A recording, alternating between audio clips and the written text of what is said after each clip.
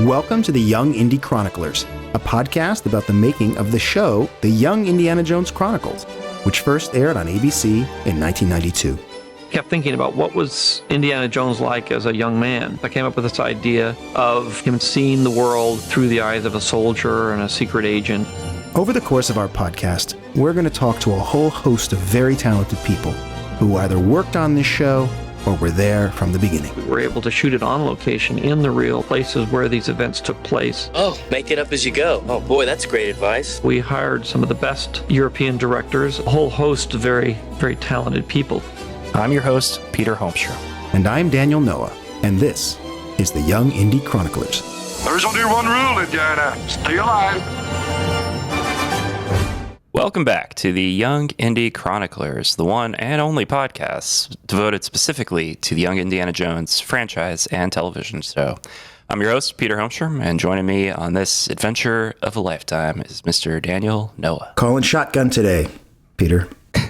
You know, Daniel, when I was a kid growing up, the dream was to enter the film industry by first getting an internship at Lucasfilm. The ability to be surrounded by people who just made their living by bringing our wildest imaginations to life on a daily basis was all I hoped for and dreamed the film industry would be like. Of course, now I'm in the industry and do this podcast to remember those days of hopes and dreams. But on today's show, we're thrilled to have joining us one of those lucky few who were able to live my childhood dream. He got to start as a post-production intern for Lucasfilm during the days of Young Indiana Jones, and then worked as a post-production assistant for the series before becoming a content coordinator at Lucasfilm.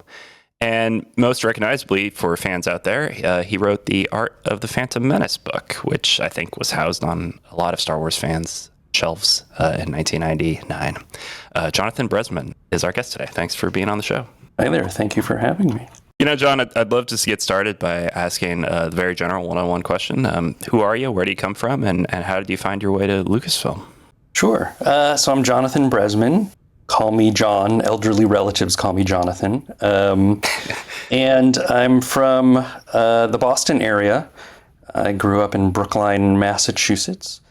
And the way I ended up at Lucasfilm was while I was in college, I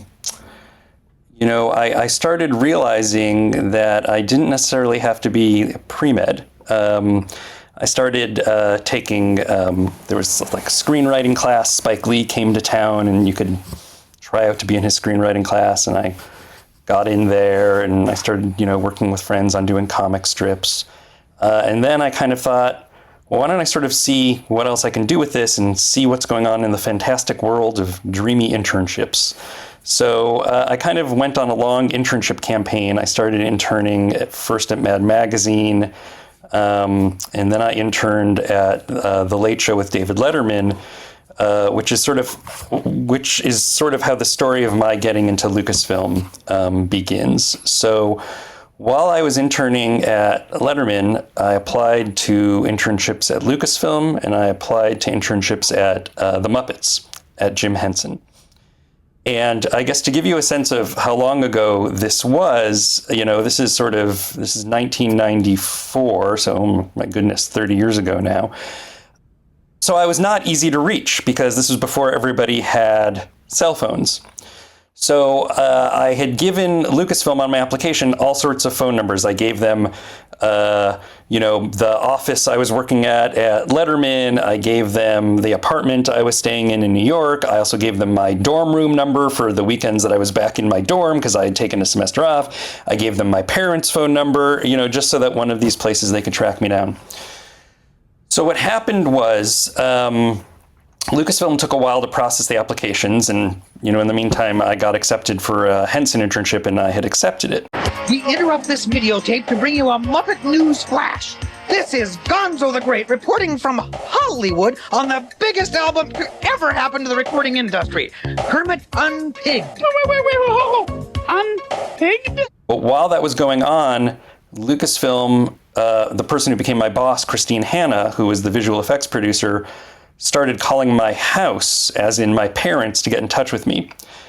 And ended up striking up a friendship with my mom, basically, because she would call and I wouldn't be there. My mom would be like, no, he's in New York. He's at Letterman. You need to call New York. And after a while, Christine was kind of like, well, but how are you, Alice?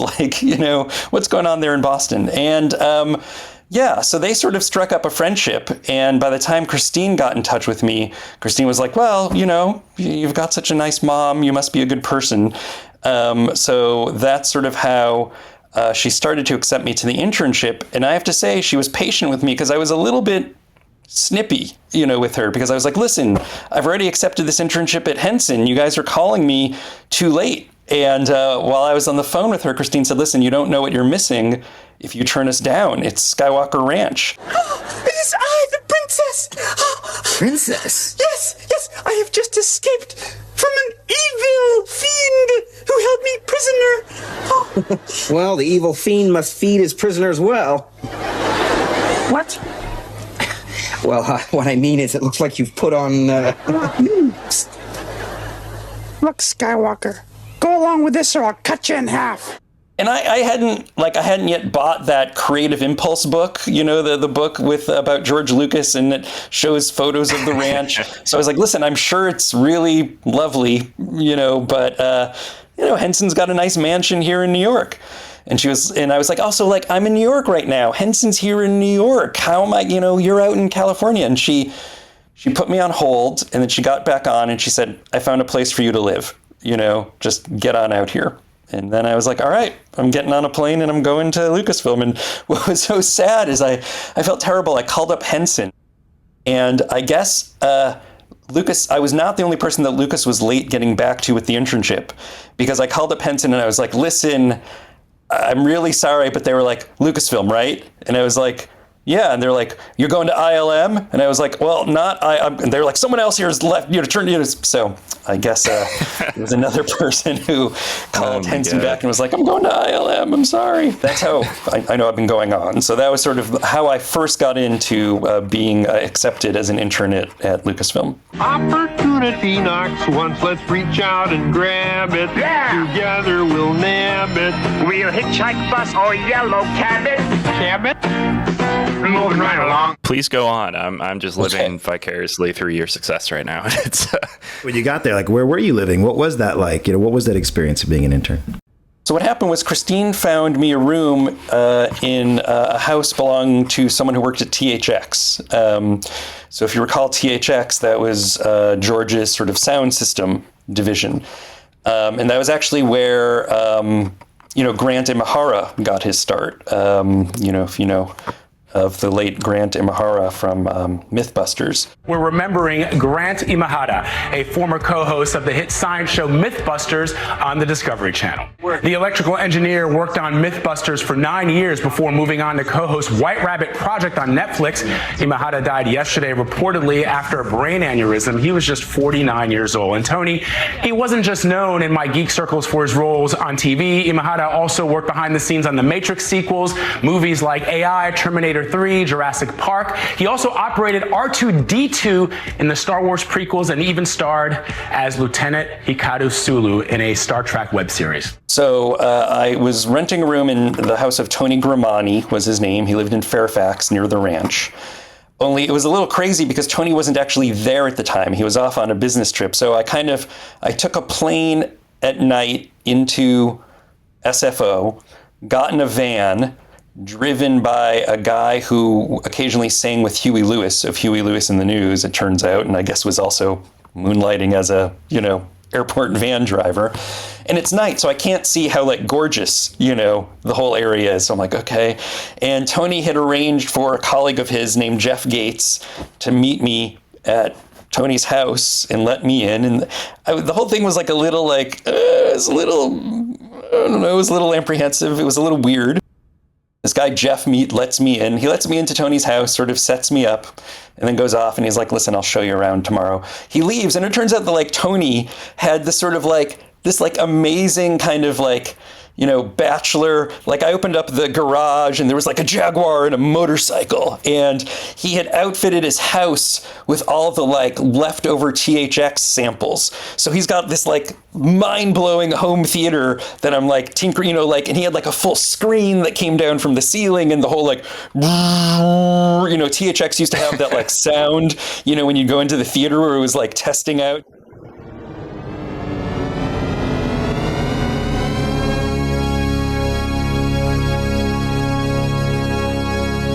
So I'm just like, I'm already in heaven. All right. Sunday dawns or whatever, and I like step outside and just see like gorgeous Marin County. You know, Jeff Gates takes me to like the Marin Headlands or whatever. You know, I call my parents and I'm like, I don't know why when our ancestors came to America, they had to go through New York. Like if they had come through the Bay Area, this is where I'd have grown up. And it's just like, so it's just spectacular. All right. So then the next day, Jeff picks me up and takes me to the ranch. Right. And I by this point, I'd bought the the Creative Impulse book. So I sort of knew what I was getting into, kind of. But no, like you pull up to the gates of the ranch on Lucas Valley Road, and there's like the security booth with like the fire engine personnel. George has his own like fire department there because like the hill, California hills, and they have like X-Wing fighters on their like, fireman uniforms. And, you go up this long winding road and then they take you in. And I met with the other interns and I'm already just like agog, just like, there's the ranch and Lake Ewok, and I didn't realize where I would be working at the ranch. So they take all the interns. They're like, okay, some of you interns are going to go down to ILM, and ILM was down in San Rafael at the time. It wasn't all at the Presidio. And some of you are going to sort of continue on a walk with us, and some of you will go down to LucasArts, which was down the road, the games division. And the rest of you are going to go sort of like on a walk around the ranch, and we're going to sort of like drop you off as we get to, so it felt like we were going on like a little Mr. Rogers neighborhood tour, right? It's kind of like, and this is the tech building where Skywalker Sound people are. Hi, Skywalker Sound people, and like a few people get dropped off. And then we continue on up the hill, and they drop people off at like, the Brook House and the Stable House where licensing people are. And then we get to the main house, where there's just like me and one other intern left. And she was working for Lynn Hale in PR, and she gets to like go upstairs. And they're like, okay, and now you're going to editorial. And I was like, I'm going to editorial because I had applied to be a research intern because that's what I had been at Letterman. My job at Letterman had been to find out embarrassing facts about celebrities that Dave could then talk to them about. Like, hey, John Goodman, here's that Snickers commercial you first did when you were trying out, like that type of stuff, which this was a job before the internet to find that Snickers commercial. All right. So I had applied to be like a research intern, figuring, I don't know what that means at Lucasfilm, but they have it as a category. So then I get taken downstairs in the main house, which is where editorial is. I'm like, oh, wow, this is neat. Like, and there's a screening room there, which is all paneled with like red wood taken from old wine caskets. So it still has this faint like wine, like you're getting sort of drunk already from like fanboyish. And then you're sort of drunk from the fumes of this like wood paneled screening room made from old wine caskets. And Christine's showing me around. And then it's just like, oh, and here's George. And it was just like, I was not expecting just to be like introduced right away to George. And I didn't understand why was I being introduced to George. I was like a research intern. And then Christine explained to me, she was like, well, we're editing the Young Indiana Jones Chronicles now. And in post-production, George often has like ideas for little shots to provide continuity from one scene to the next. So if George decides he wants Indy getting off of an ocean liner, at this point, we're not going to go like rent an ocean liner. So we need you to sort of be like a researcher, find movies that have like the type of ocean liner George has in mind, then get in touch with that studio to see if there's like extra stock footage shots of that ocean liner. And then they can do like, Sean Patrick Flannery against a green screen, and they'll use the ocean liner you find. Oh. Like I had no idea that like, that this was like how visual effects work, which is like we can just basically swipe the ocean liner from, like in The Godfather when they're coming to America or whatever, and then use that for Young Indy. So it was a lot of that. And then on my very first day, like I told my parents I would like call them at the end of my first day. But like at the end of the day, Christine was like, well, we're not done yet. You're not going home. And I was like, I'm not. She's like, no. Like now the nighttime starts when when now the visual effects are actually sort of like done. Like the daytime was when like we meet with George to find out the work that has to be done. And now the nighttime is like when it gets done. So I was like, oh, what do you mean? And she's like, well, now we're going to the effects house. And I was like, are we going to ILM? And she was like, actually, we're not going to ILM because I guess ILM's busy. So like there was another place in San Francisco called Western Images. that they were using to do the effects, the post and the effects for Young Indy. So we're at the ranch, which is like north of San Francisco, like whatever, 40 minutes north of San Francisco. And then like I got in Christine's car and we like raced down into the city, into San Francisco, where Susan Davis, who is also like visual effects producer, and she also used to run the art department at ILM, greets us there and is like, hi there, like, now you're going to go see like how these shots are put into, these effects are put into the shots. And it's getting like later and later and later and later. And I don't want to sound like, I'm 20 at the time. And I don't want to sound like a total, like, I told my parents I'd call them and they're probably worried by now. But finally, it's like getting to be like midnight, in California. So finally, Chris, like, sort of dawns on Christine. She was like, your parents probably want to hear how you're doing. Like, I know Alice, she'd want to know how you're doing today. And I'm like, I think it's 3 a.m. there, but maybe I'll call them. And I call them and, sort of explain to my parents that everything's fine, but like, I'm still working, and it was just great. It was just this spectacular first day. And then we had to like go back into Marin County, 40 minutes back north of the city. And Christine drops me off at Tony Grimani's house, who still isn't there yet, and I go back into the, back to the Jaguar and the motorcycle. So that was day one at Lucasfilm, and it sort of went from there. Wow. So I'll pause and before I get into other wonders of my time at the ranch. I mean, I'm just enthralled. So it's, it really feels like, I made the joke earlier, but it does feel like this is the dream, basically. It's like, not only are you an intern at this wonderful, glorious place, but you're also like tangibly doing something really cool.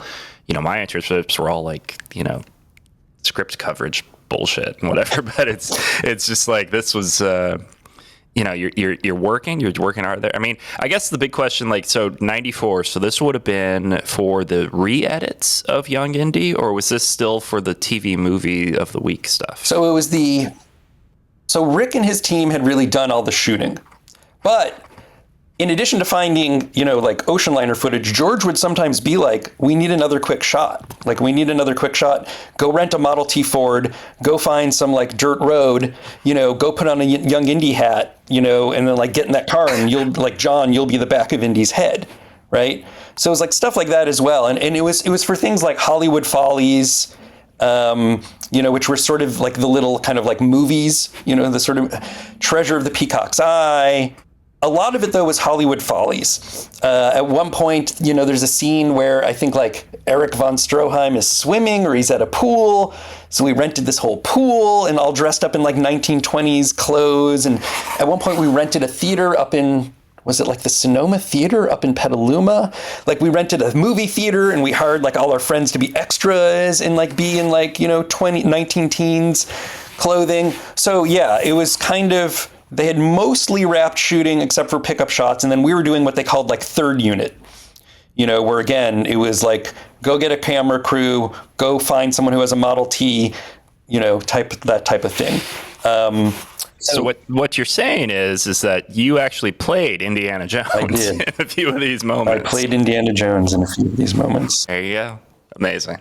And I made the mistake once. So very early in the internship. So also, just to back up so I don't seem like a monster, okay? Like, this was sort of also an earlier time, like in like 94, like, we hadn't had these kind of awful like mass shootings yet, like Columbine hadn't happened yet.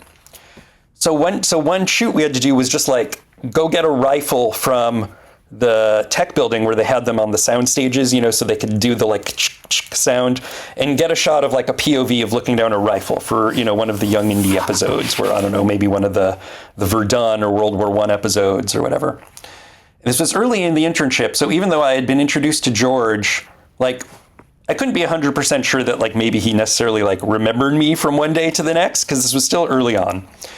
And at the ranch, you would ride bikes to go from one building to the next. So we had done this little shoot with this rifle, and they're like, okay, John, go return this to the tech building, to the soundstage. So I mount the rifle on the basket of my bike, and I start leaving the main house to go down to the tech building, and George is coming up the path. And George sees this kid who, like, does he recognize the kid? Doesn't he recognize the kid? The kid's got a rifle. And I pointed at him and say, listen, there's going to be some changes in like the salary structure around here. Oh my God. No. He just stares at me. And then I realized like what I've done, right? Like so there's this like, you can hear the crickets off in the distance, because it's the ranch. There's like, he's got like cows on the hills. You hear like the moo, off in the distance, moo. And I'm standing there with this rifle, and George Lucas is again looking at me like, do I know this kid? Do I not know this kid? And then I'm like, ha, intern, we met the other day. You were sitting at the Avid editing. Young Indy I'm not even I'm just like, Young Indy pickup shot, going to other building, joke. And he still just stares at me, and then he lets me hang for a minute, and then he's like, okay, just don't shoot anyone on your way over to the tech building.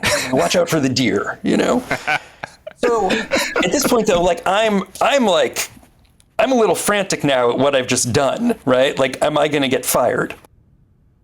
So it gets worse when I get down to the tech building, right? Because I burst into the tech building with a rifle, and I'm like, I'm looking for the soundstage, and I bursted in with this rifle. And again, people are like, who is this person with this rifle who's demanding to get to the soundstage?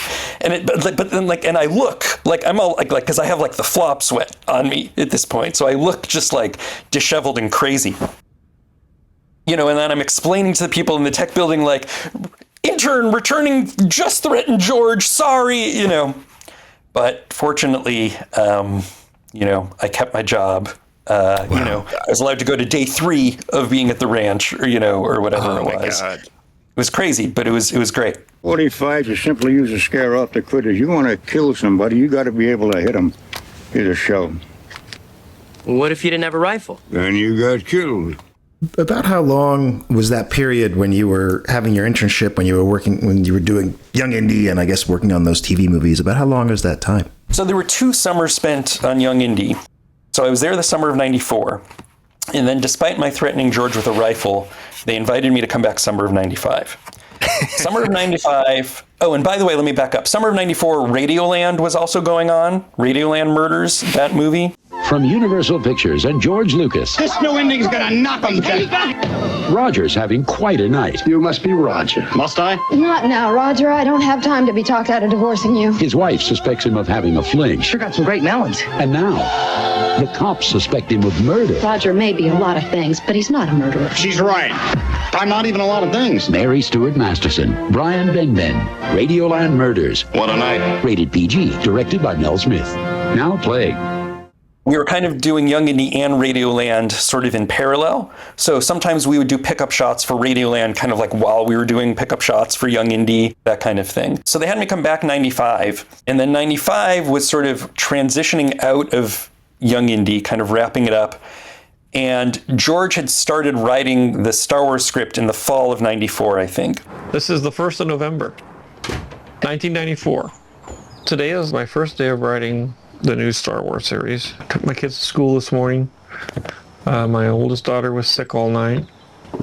I got no sleep whatsoever. So in the fall of 94, I think he had also started recruiting the art department, so that by summer of 95, Doug Chang was there, Ian McCaig was there. The biggest challenges with doing a Star Wars film is that everything in the movie has to be designed. The design task for episode 1 was literally like designing 5 or 6 or 7 films. Everything about these worlds needs to be distinct enough so that when George is intercutting between these different environments in the story, you know right away where you are visually, whether it's the texture of the material, the color of the material, or the look of the material. We looked all over, from Mongolia and Tibet and just everywhere to find inspiration for our costumes. So while I was doing the footage researching for Young Indy, that's also when they started transitioning me into being a concept researcher for Star Wars, because it was kind of similar work. Because if you think back to the original Star Wars trilogy, you probably know that George would cut in as temp footage World War II dogfights, as his X-Wing placeholders. Right. So while I was looking, for ocean liners for Young Indy, they're kind of why don't you start looking for, aerial dogfights for Star Wars? So in terms of my timeline, it was kind of 2 years as they were transitioning. from one to the other. And what was kind of interesting was George really loved Young Indy, and he really loved doing Young Indy. And there was also a lot less pressure on him. It wasn't really sort of like this huge lift that doing the new trilogy was. So when I was working on Young Indy, like say summer of '94, he would like kind of like joke around, right? Like he'd walk by my desk and he'd be like, I've got so much work to do. And I would point to all the like tapes of stock footage on my desk and I'd be like, you think you've got work? Look at what's on my desk, and he'd kind of like laugh and keep walking to his secret stairway, in the main house. But he really kind of loved, I think the Young Indy, you said this is the only podcast about Young Indy. And I think it's, what's so interesting about Young Indy and what I think gets overlooked about it is that I think it was unfortunately made in this kind of like pre-streaming era. And I'm sure it had all these problems with like, what time slot is it in? Are these movies of the week? Are these individual episodes? What is it on ABC? Is it on the Family Channel? But as sort of like a project, it was this phenomenal thing because Rick McCallum's team was truly globetrotting. I mean, they were just going everywhere around the world. And they were also using these like this amazing,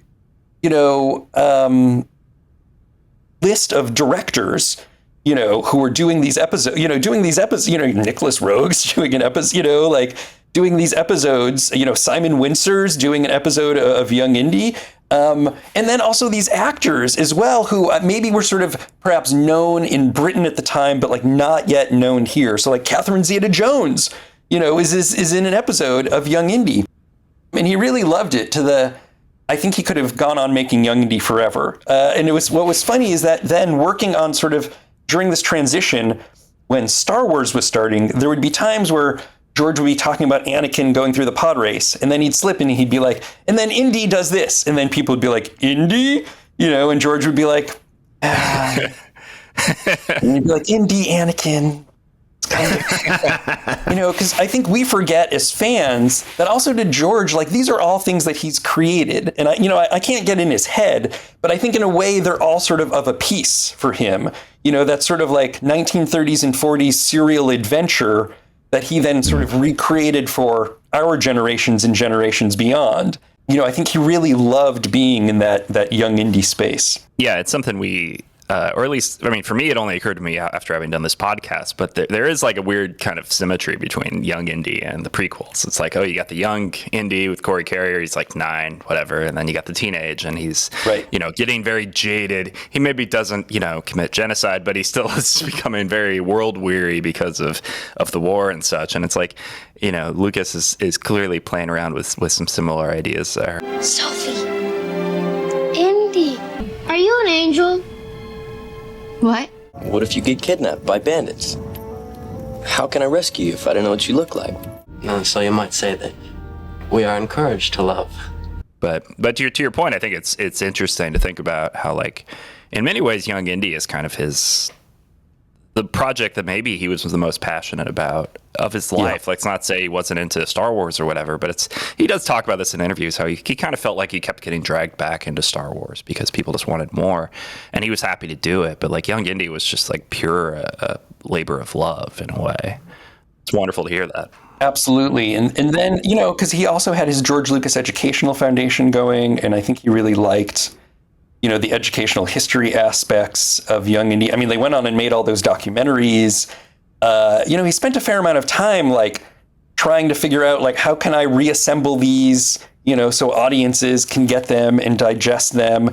And I think that was another thing that was, again, sort of having done in this pre-streaming era where, I can't speak for the networks, but I think the networks also were kind of like, well, what is this, right? What exactly is Young Indy? Because I think it also kind of defied, I'm not going to say defied genre, but if you think sort of about the history of television, pre-cable, there used to be these sort of like grand miniseries that television used to do. Like Shogun's a great example. It's being remade now as this Netflix.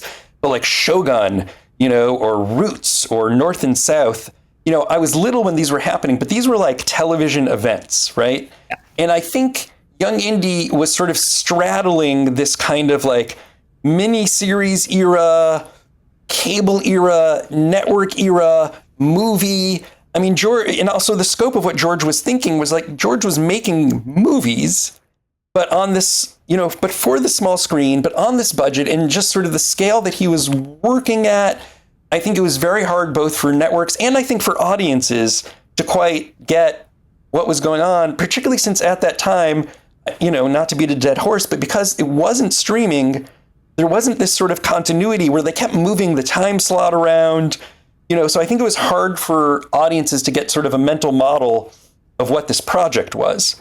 And the project was an immense project. And I think they were only seeing these little like peephole views from time to time that I think also, I think sort of plagued the television show. You mentioned, him having to sort of retool and try to represent this material multiple times. One of the things that we're just endlessly fascinated by was this recombination of episodes into the 90-minute formats. And we got our hands on some of the original cuts, which we'd never seen. And shocked to find, we knew that the old indie bookends had been removed. But there are editorial differences, in the storytelling and scenes that have been sort of put back in or expanded in the modern versions. And there's very little material or books or interviews given on this process, like at all. Were you a witness to any of that or aware of any of that work? I was, because some of that was happening. So 94, they were sort of like, like I said, sort of the tail end of Hollywood Follies. But then by 95, and then while I was sort of transitioning into Star Wars, there was a lot of that going on. And what was kind of interesting about that is that it also shows sort of how George, you see this with Star Wars as well. George is like was continually editing them and putting them back together.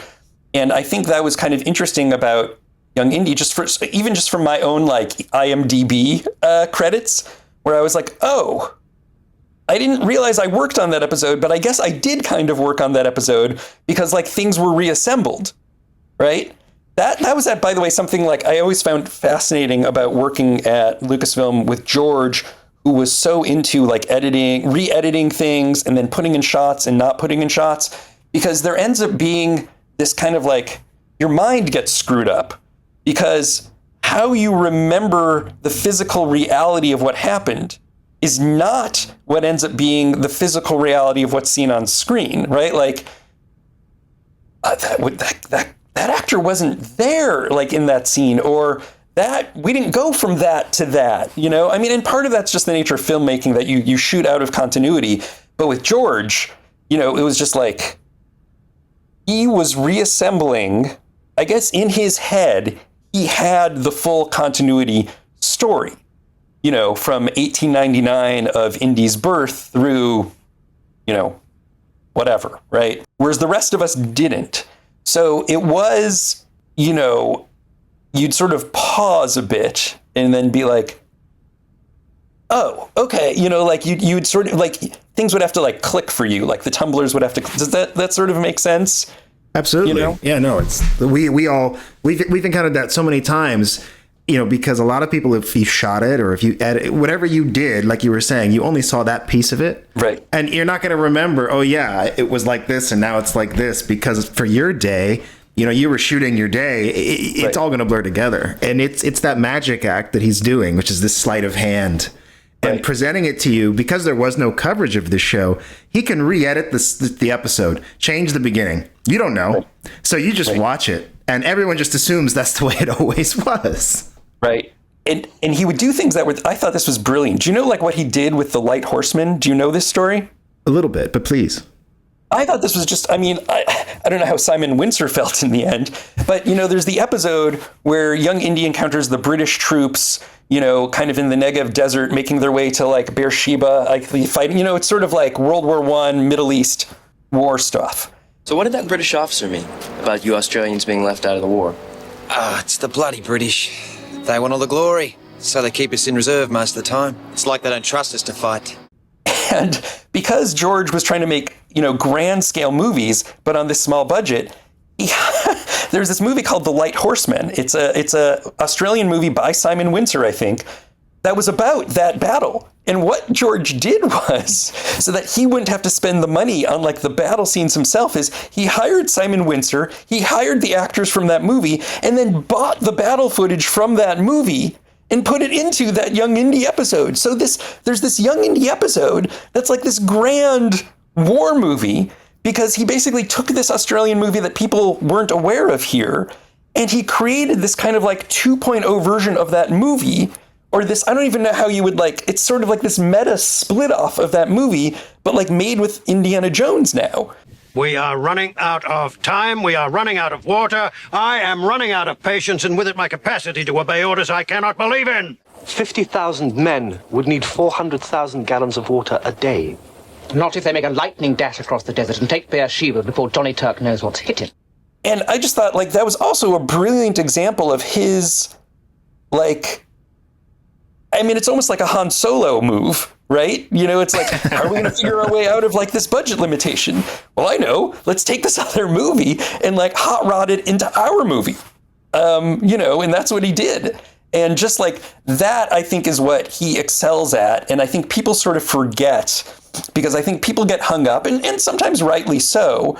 You know, he's not a dialogue writer, right? I think we all know that. But when it comes to sort of, like, the vision of sort of the big screeniness, if I can make that into a word, that was just like, it just makes me giddy still even thinking about it, you know, that type of imagination of getting it, you know, of getting what you need to work on this like budget was just great. It's the power of franchises that he created that, you know, all this time has passed and a lot of these references, whether he literally took the footage or just sort of, you know, used it as inspiration, a lot of that stuff gets lost, and it's sad, but like his franchises now keep this alive. Like, I'm sure as few people as perhaps are talking about Young Indiana Jones, more people are talking about The Light Horseman as a result than probably would be otherwise, right? And so that's just a fascinating thing. Yeah, I love that. Well, that's what, you know, I would love to see, although I don't think there's a market for it, but like,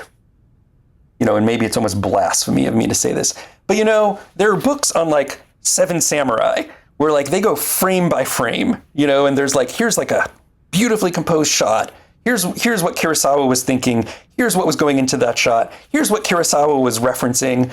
And like for Young Indy, and certainly for the Star Wars movies, I think that's also something that was somewhat unique to George, given how sort of steeped he was in both kind of like by sort of classical, like grown-up film, like film school film. And then also sort of like, you know, what you'd almost say was like throwaway stuff of like the serials for the 20s and 30s. Because a lot of certainly the Indiana Jones movies, and then certainly like in the Star Wars movies, there's a lot of shots in those movies that are references to things like from like classic golden age cinema that I think just you're right, from just sort of like, okay, that's the Light Horseman, or that's Buster Keaton, or that's Spartacus, or that's like page 22 of an old Carl Barks Uncle Scrooge comic book.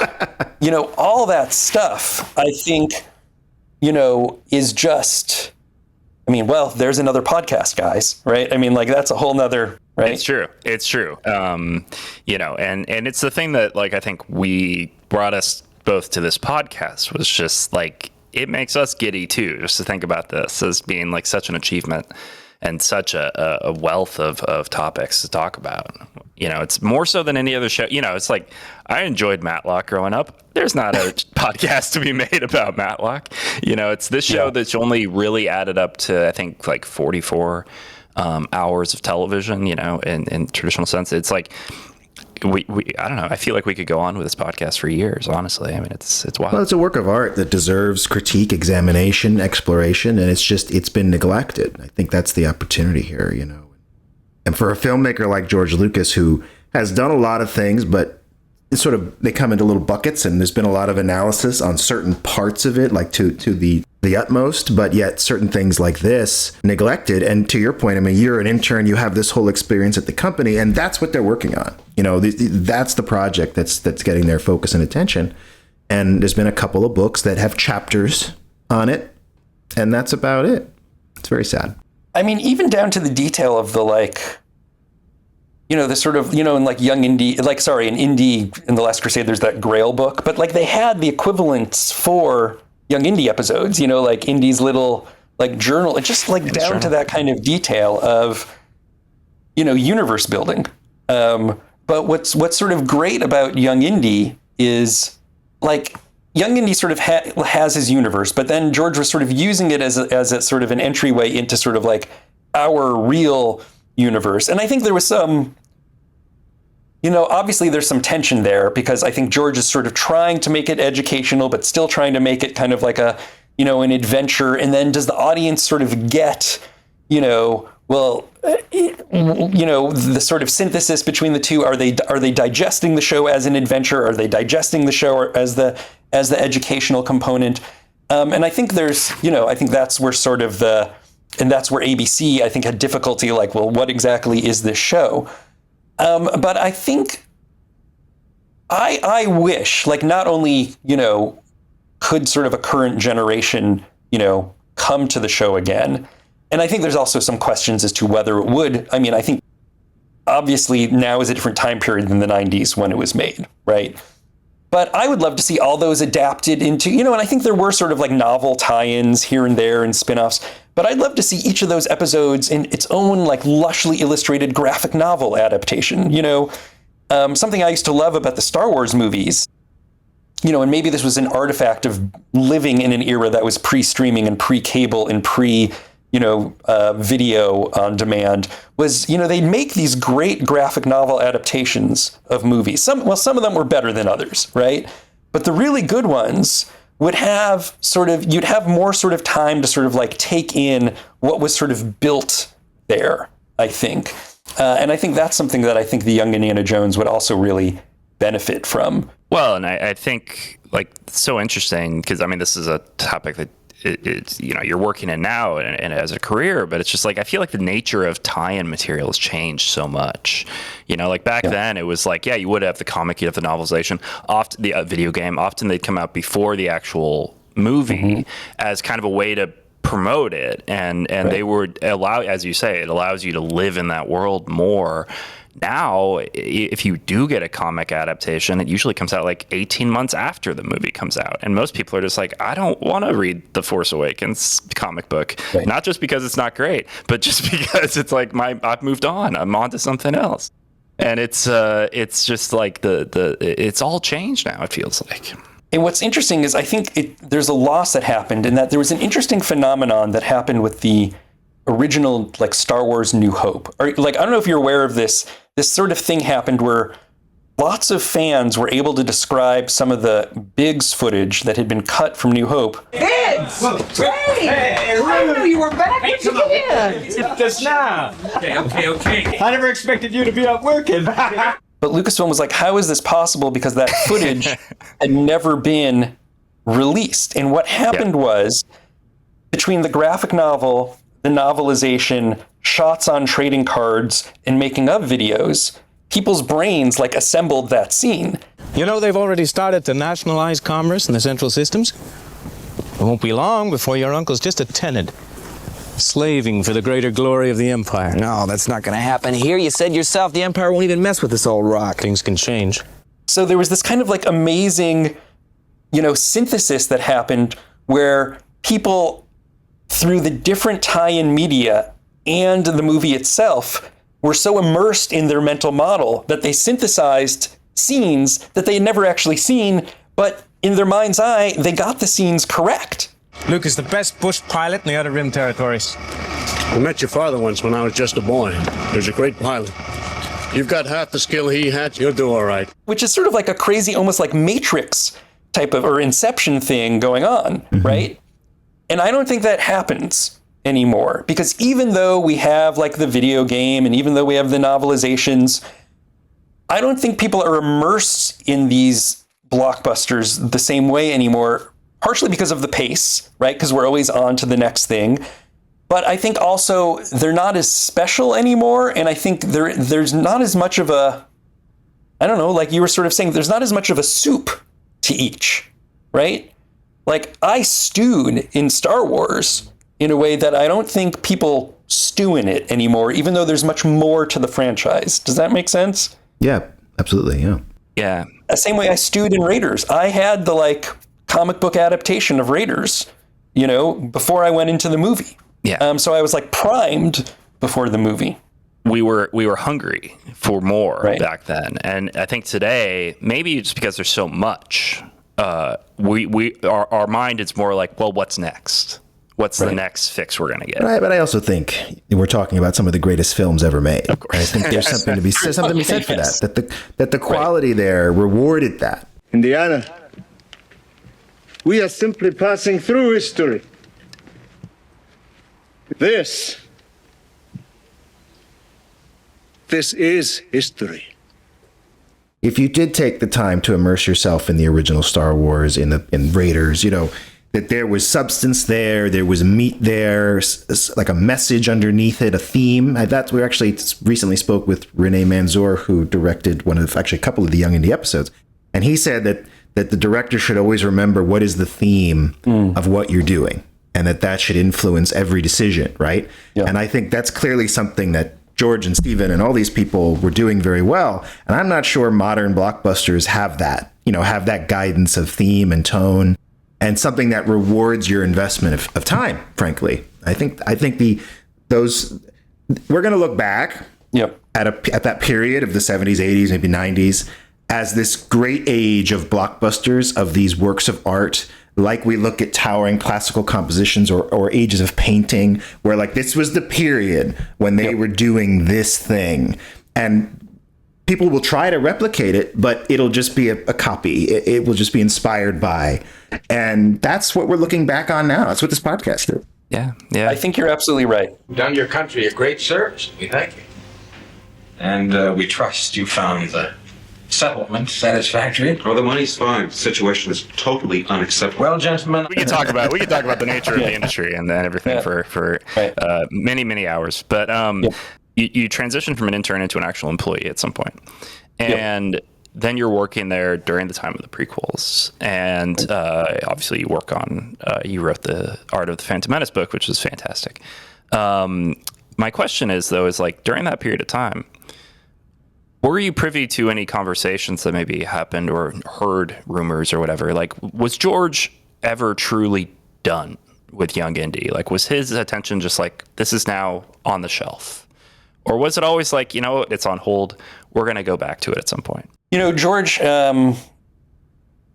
longtime assistant, Jane Bay, would always say that, like, George is happiest on Young Indy, and George is kind of like, George would be happy if he could just continue doing that.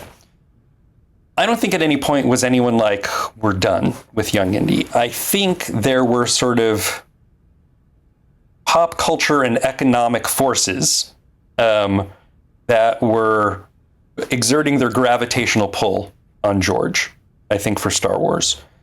I think, I'm not privy to George's finances, but I think, the reality was that Star Wars was the financial engine much more, obviously, than Indiana Jones was. And like you said, I think George talks about this, in interviews, where he's known for Star Wars. But I think this is hard for fans, of Lucas and Spielberg to also understand that, like, these guys aren't, like, these are guys who they're creating things that we end up worshiping, right? But to them, these are either like their labors of love or their labors of work, right? You read about like the Beatles, right? And sometimes the Beatles wrote songs because they were inspired. And sometimes the Beatles wrote songs because, like, they were paying the bills. And I don't want to reduce Star Wars by any means to paying the bills, but I think it's hard for us to sort of get into that mindset of Star Wars and Indy are different for George than they are for us, if that makes sense. For sure. And I think I think George probably would have loved to keep tinkering with Young Indy. I don't know what went into the Disney sale in terms of, like, why did George sort of sell the whole thing? Why, I don't know. I also am curious about, if you recall, the Young Indy show was done in association with Amblin, right? Like Steven, like, you know, my pal Steven, you know, but like Steven still had sort of a role and an influence in it. And I think that probably is also why George, I think, loved it so much, in that I think his relationship with Spielberg, I think, is huge in George's life. There are three indispensable people without whom none of us would be here tonight, and that starts with the person who created Indiana Jones, George Lucas. Like, if you go, you know, George's office, if I recall correctly, at the ILM offices, he has a placard up there that says the office is for Spielberg and Lucas, right? Because I think he views also ILM. So much of ILM came from working on Steven's movies and stuff. So I think his love for Indy is not only like his love of sort of that genre and that character and the educational aspect, but also this was something he worked on with his best friend, right? Whereas I think Star Wars, while it made his fortune, Star Wars gave him a lot of grief and a lot of stress and, like, you know, am I having a panic attack or am I having a heart attack? Like, kind of moments.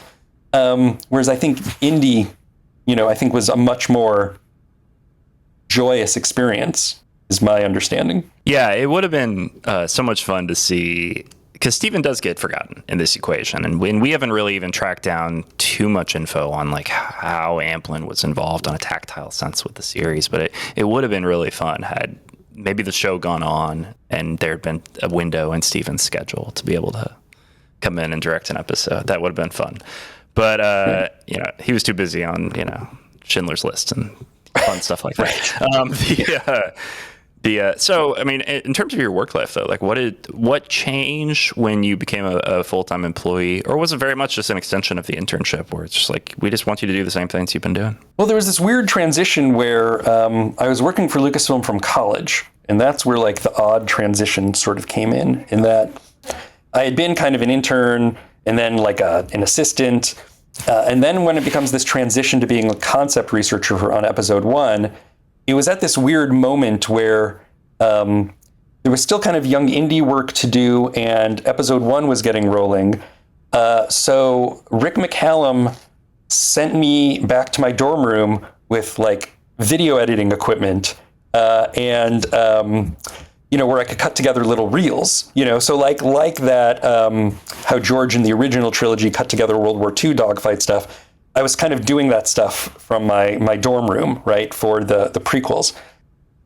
And that's when it sort of dawned on me that like, oh, like sort of as sort of cool as like, holy cow, like I'm playing in Lucasland.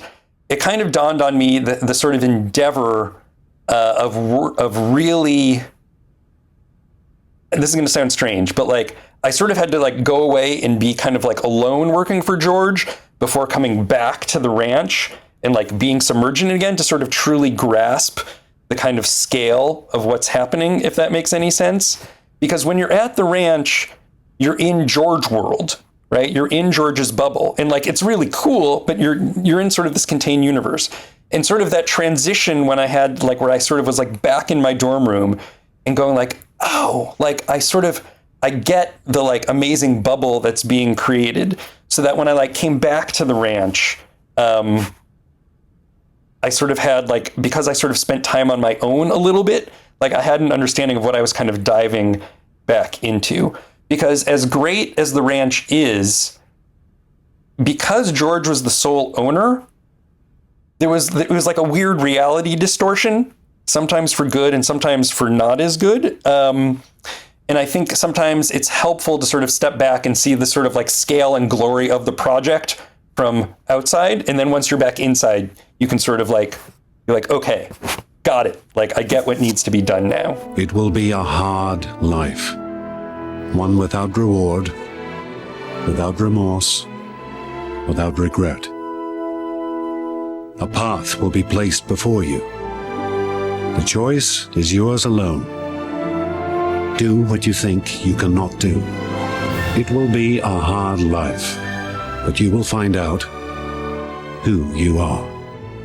Then once we were at the ranch, it was being in George's mind. And that was a lot of fun too. Like, because George would like sit down with you, I want to keep this on Young Indy as opposed to Star Wars, because like, that's what this obviously is about.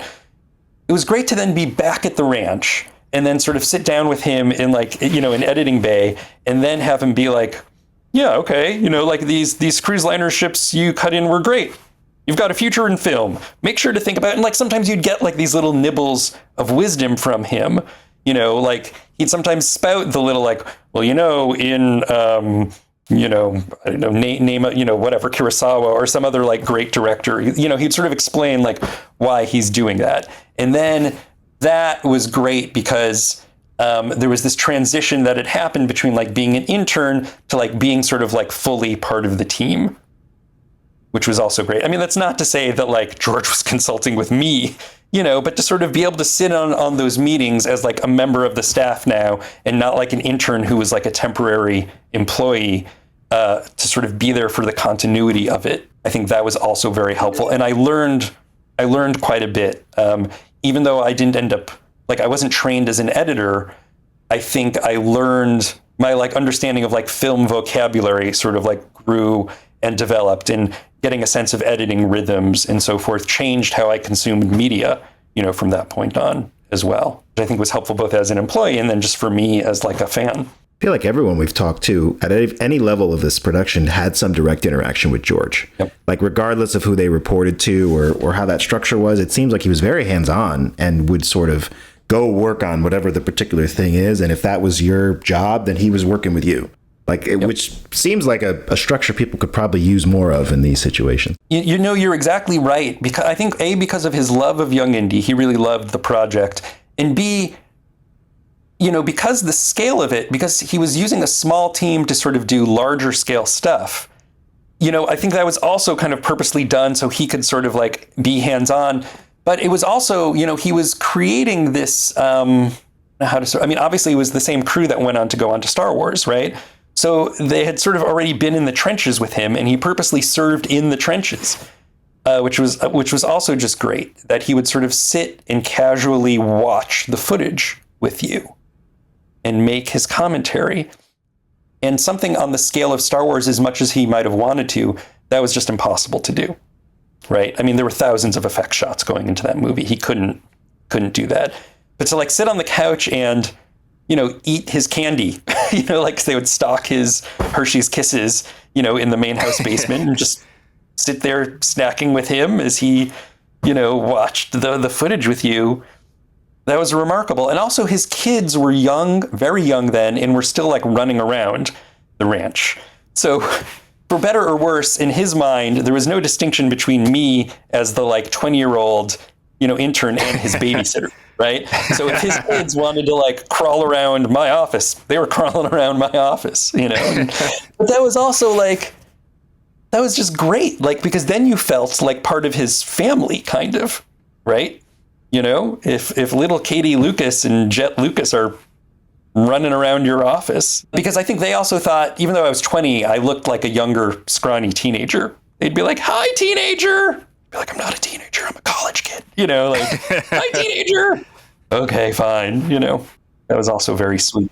I think the beauty of that era and the beauty of that time, like, I think all of us wanted to get into Hollywood, be like, okay, we're all working towards this beautiful goal of imagination.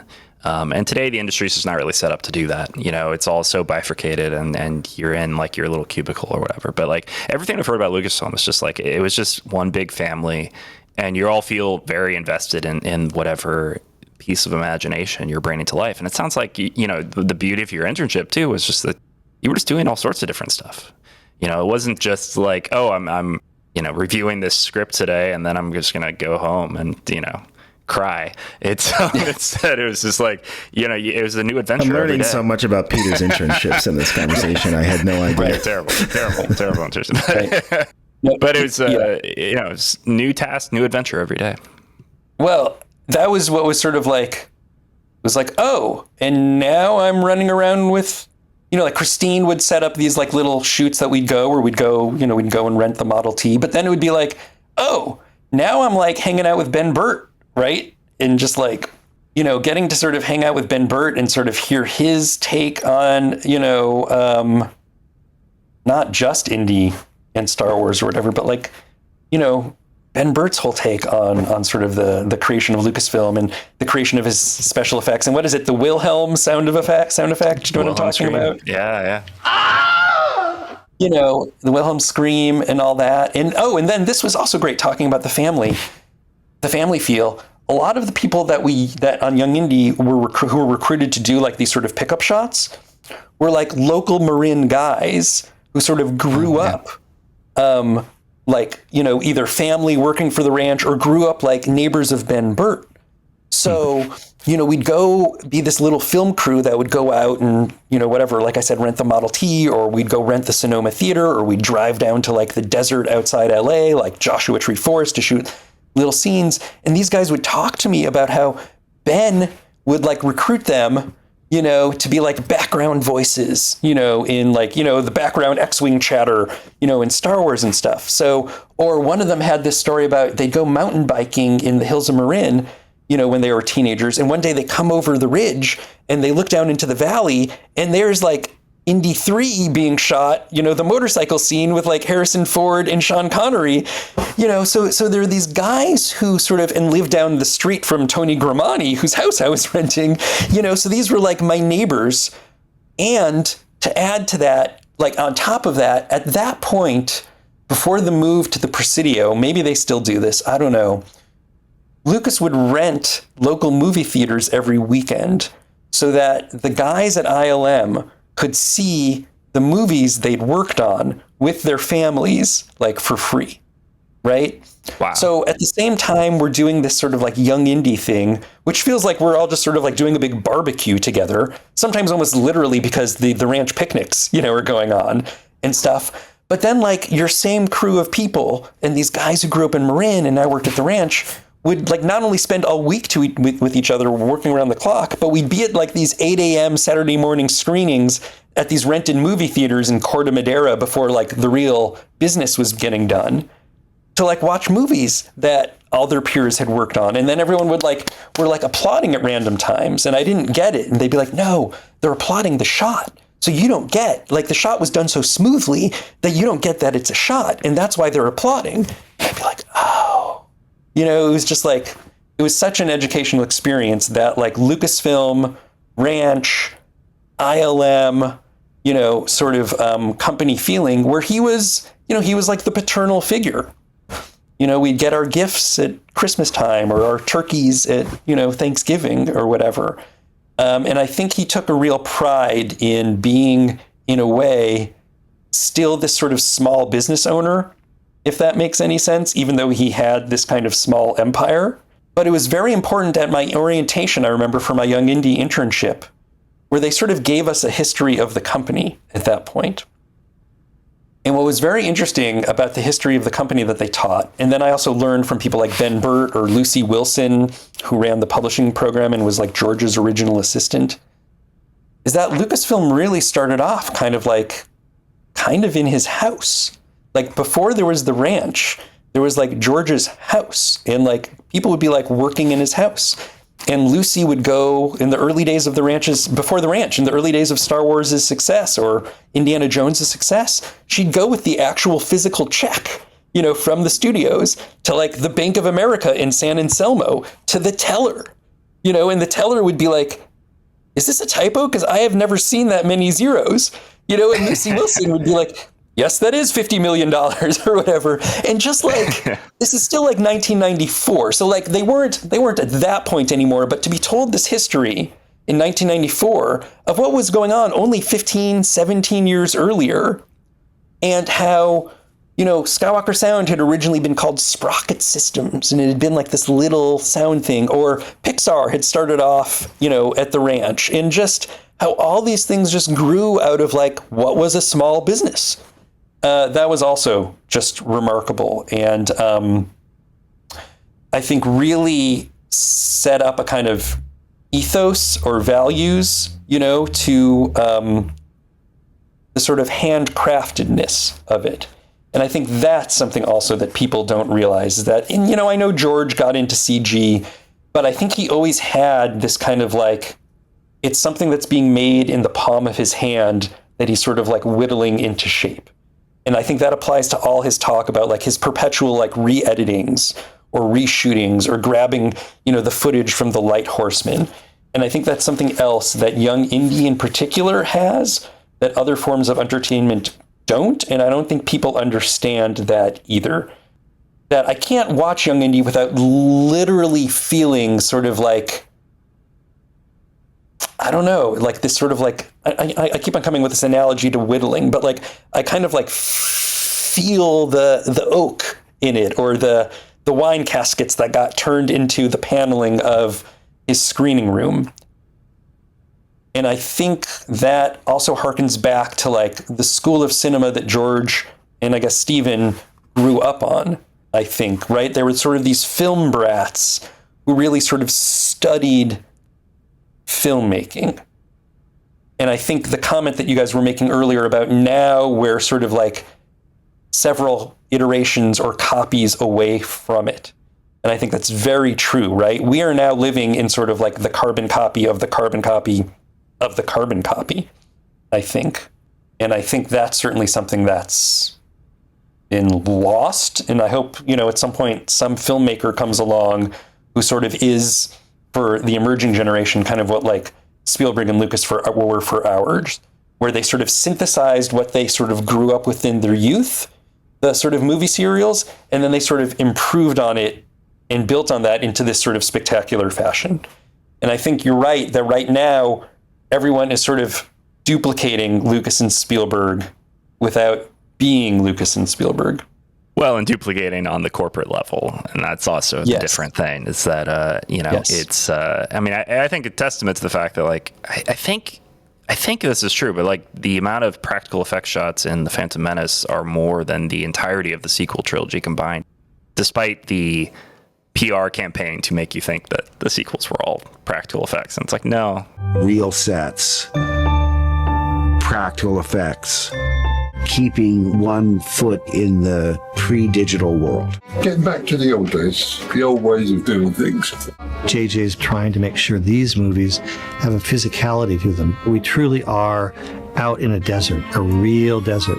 No. And I think it just goes to that. Yeah.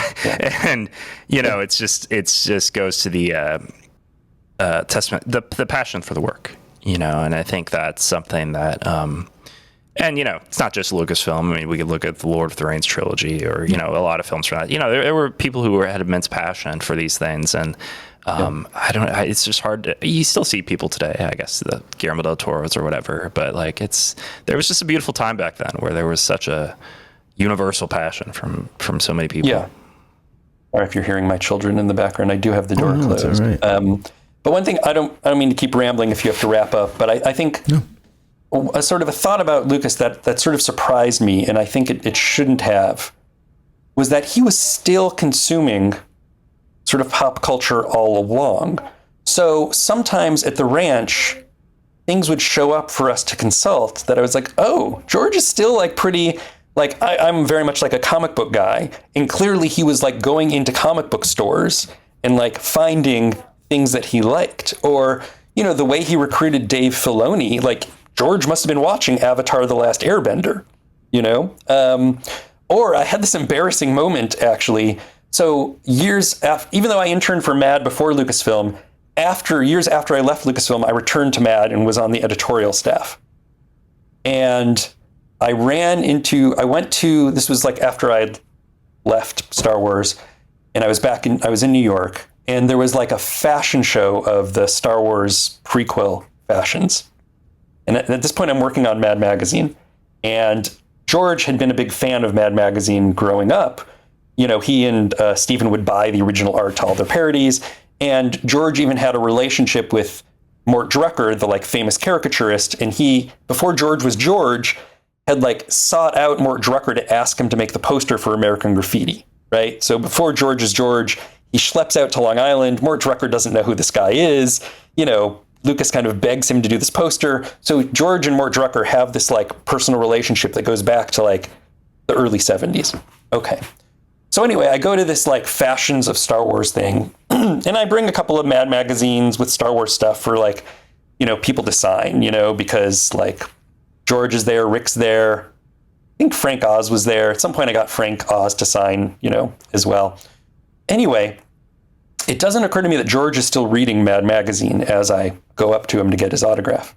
And I have to tell you that some of our caricaturists were not always flattering of how they would draw George, in that sometimes they would make him rather large, his neck, maybe draw on some Jabba influences. Okay. So I go up to George and Rick and I'm like, hi, and like, whatever. They still knew who I was. I mean, I don't know if George would now, but this was like recent enough after. And I'm like, hey guys, I'm at Mad now. And George goes, you should get Mort to draw me again. And I'm like, oh my God.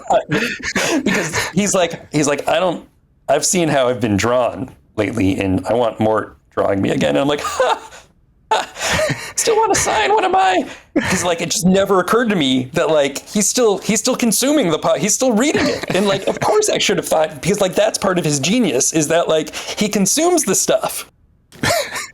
So I just like had this, like, I just felt terrible, like, and then he kind of laughed it off, but like kind of didn't, kind of did, kind of didn't, kind of thing. I love that. Yeah. So he's, he wasn't disconnected.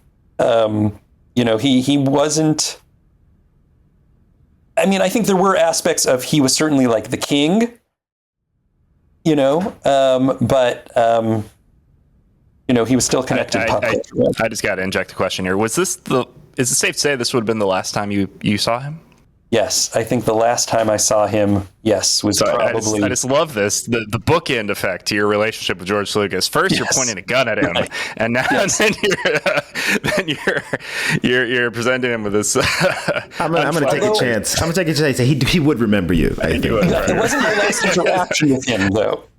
In person, it was my last interaction, but I did do a like Mad About Star Wars book, a year or two after that, and he did write the foreword to it.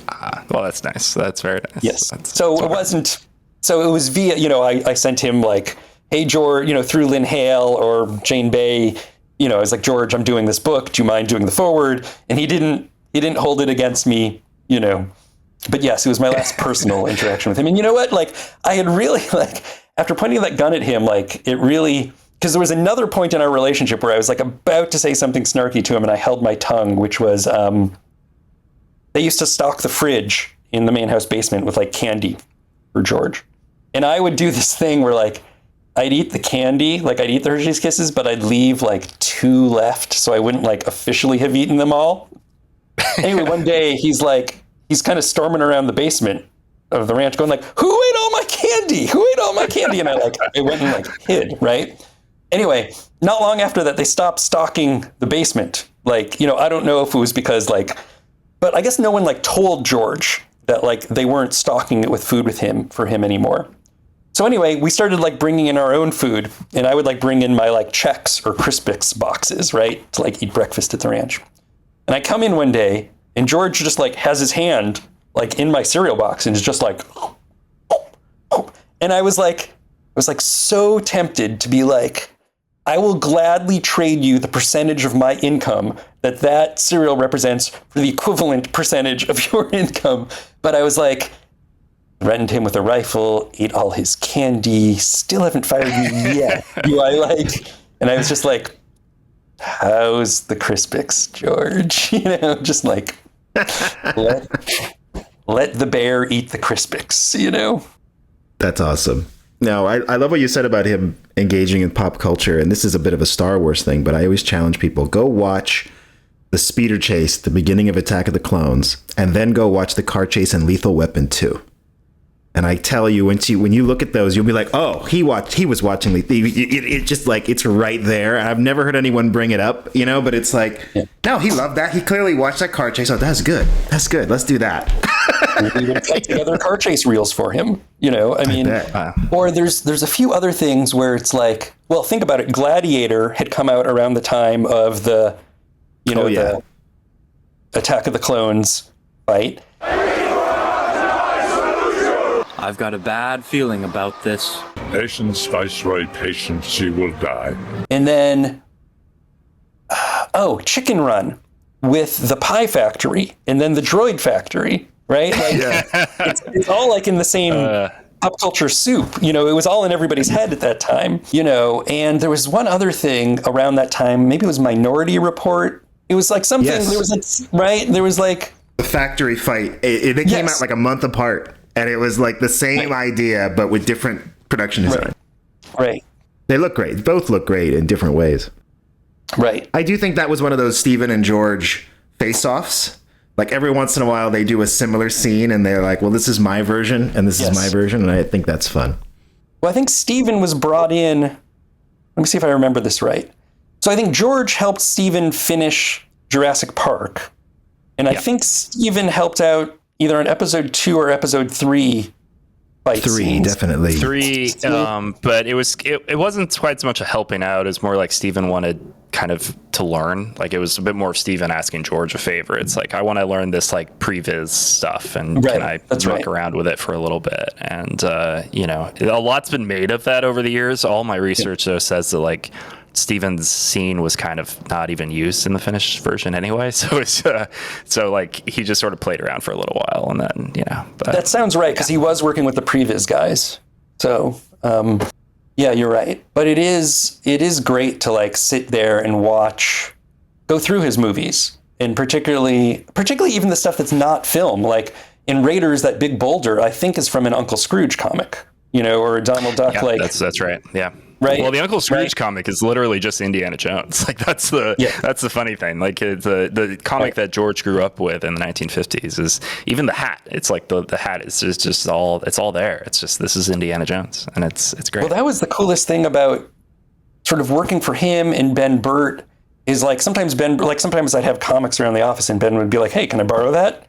You know, and I'd be like, "Absolutely!" Like I want to see how this ends up, you know, percolating through, you know, and that was also a joy to kind of realize that you're all in the same kind of, I guess sort of epic ecosystem, you know, that he's sort of processing the same material. You know, it was great just to sort of be there and get to peruse his film library, you know, his actual library, or roam around the archive at that point, you know, just to walk around the archive and be like, Death Star, Howard the Duck, Ark of the Covenant, you know, just like as you're walking through the Ark, like, Ark of the Covenant, you know, there it is. We found it, you know. That's awesome. Amazing. Well, John, you've been super kind with your time here. I don't want to keep you too long, but I hope we can have you back on. I think we have a lot more stuff we can dig into here. I'm still trying to get Daniel to watch Radioland Murders at some point, so we can maybe I do need to watch it. I've never seen Radioland Murders. Maybe do an episode all about that. I should have worn my Radioland t-shirt. What's life been treating you to these past few years? What are you working on these days? I've been doing a fair amount of like toy stuff. I had been at Hasbro for a while, then like freelancing for them, freelancing for Spin Master. I've also just been doing more because I don't live in New York or LA anymore. I also just have to do like grown-up marketing work, you know, for like real corporations. But for a long time after Mad, I was at Hasbro, and it was interesting to be at Hasbro. And sorry, I don't mean to launch into, if we're wrapping up, but it was interesting to work at Hasbro after having worked at Lucasfilm, because I was there during the prequel time when George was like making the deal with Hasbro, who had recently purchased Kenner. So it was like interesting to then be at Hasbro and then sort of hear sort of being on the other side of like that deal, because I remember at the time, like George's deal for all those licenses, like I think George like got so much out of Hasbro that I think George was making money off of like Batman action figures, you know, and like that's Warner Brothers and it's not even his franchise, and he's making money off of that. So it was an interesting way to still be sort of, but I was also still in touch with like friends at Lucasfilm while at Hasbro. So it was like an interesting way to sort of like come back into like sort of the family of it again, like after sort of making fun of it at Mad Magazine for a while. So it was like, I don't know, my life's been an interesting pretzel, you know, tied around some of that Lucasfilm stuff. But I'm still in touch from time to time with a lot of those people. You know, Christine Hanna, you know, I'm still in touch with all these years later. You know, Rick's assistant, RD's Rebang, I'm still in touch with, you know, and these were people who, like, it was like being part of a pirate crew, I think. Wow. You know, like, you go on these sort of like intense raids, right? Where like a lot of creative work has to be done in a short period of time. And like, you know, it's like, whether it was on location for Lucasfilm or doing like these little pickups for Indiana Jones, you know, whether it's at the Sonoma Theater or in like the desert in Palmdale or Lancaster or wherever we were, where it's just like, we're getting this like odd crew of people together and you're just like working around the clock to execute the pirate captain's vision, you know? Rick McCallum's a good pirate captain, I think, you know? Seems like he'd have a good pirate laugh. Yes. You know, and it's something that like, it's hard to explain to sort of other people, you know. It's just kind of like, I guess this is going to sound almost like I don't mean it to sound authoritarian, but there was something about being in the service of a king, kind of, working for George. That's different when you work for a corporation. Because for better or for worse, and sometimes I'll admit for worse, we didn't always agree with George's vision, but like you understood what he was thinking, where he was coming from, you understood what his values were, and you understood why he wanted you to execute it. And it wasn't like working at a big corporation where there's like, the executive VP is jostling against the like VP, senior VP in this division for who's gonna like, and like, what are they thinking? They aren't thinking anything. You know, it was like, we're in the service of a king, you know, and we're building, or of a pharaoh, right? We're building his pyramid. And I think there was sort of a joy to that. I don't know. Maybe that's a weird way. And your pyramid is still standing, and that's what we're having this podcast to talk about. Well done. Well done. Well, if listeners want to hear more about what you're up to, do you have a website or socials that you want to promote? You know, I should update my website before I share it with the world. You know, I mean, there is a www.jonathanbresman.com. Just be warned, I haven't updated it in a while, but you'll see, you know, you can see some of the stuff. You know, I worked at Hasbro on Transformers. You'll see some of that stuff on there. So, yes, I'll have to come up with something to plug and then come back. Well, we'll have you back on and you can, do that then. Anytime. Awesome. John, thank you so much for being here. This was fantastic. Thank you. It was a lot of fun. Listeners out there, if you want to get in touch with us, you can find us at Young Indy Pod on Instagram. So for Daniel and myself, thanks very much for being here. Until next time, keep on adventuring.